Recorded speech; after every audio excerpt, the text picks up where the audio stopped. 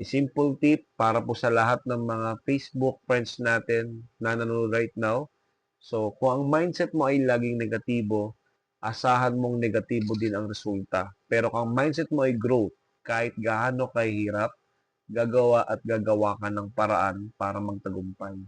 Hindi lahat ng bagay nakadepende sa galing, pera o connection. Minsan, sa paraan ng pag-iisip, nagkakatalo. Kaya kung gusto mo magbago ang buhay mo, unahin mong baguhin ang mindset mo.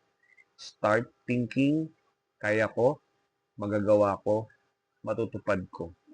Surround yourself with people na positibo at hustler. Iwasan ang mga bagay at ang taong humihila pababa. Kung ikaw mismo magbabago ng mindset mo ngayon, 100% magbabago rin ang direksyon ng buhay mo. Like, share, and follow for more daily motivation. God bless.